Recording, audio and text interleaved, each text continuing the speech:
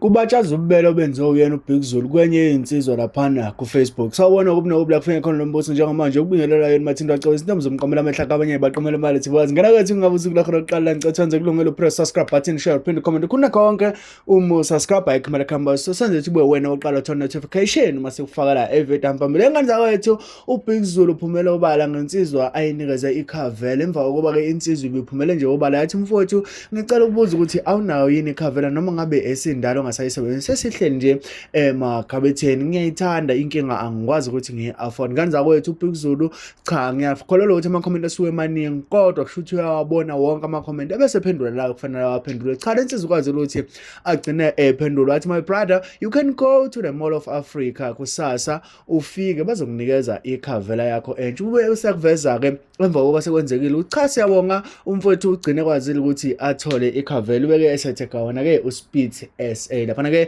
uzokhumbula ukuthi uBig Zulu uyinxusa lakhona laphana kwaSpitz. kwaSpitz kudayisa iy'cathulo zayo-ke ikhavela nama-Lacoste nezinye zama-brand kodwa-ke yena ugxile kakhulu laphana kwikhavela. Ubeke seyiveza insizwa njengoba uyibona-ke escreen sakho kuyiyona ibiqeda ukuthatha ikhavela. Ngane zakwethu siyabonga kakhulu abantu abafana noBig Zulu bakwaziyo ukuzwela nabasikhumbulayo isimo esifana nalesi. Ngikholelwa ukuthi insizwa ibingayi-afford ngampela njengoba-ke indlela ecele ngayo ibikhombisa ukuthi cha yona hayi ngoba inayina noma kunenkinga ekhona kodwa-ke yengoba nakho akayi-afford. So ngane kwethu ngiyafisa ukuthi ngezivo lakho mayelana nalolu daba laphana kwi-comment section ungakhohlwa ukulike usubscribe share uphinde comment khona konke ukusubscribe uqede ulike bese sihlala laphana kwi-comment section. Ngicela ngane zakwethu noma ngabe ivideo ya before noma uzoyibona manje uthi unciphisa kakhulu enhlambeni ungayithuki inhlamba ukwazi ukuthi sikwazi sihlale siyikhulumela ngendlela ekuyiyona ejabulisayo nendlela ekuyiyona yokuxhumana. Ngane wethu ngivumele ngibambe le video ngivumele ngitshele ukuthi ngiyakuthanda ngivumele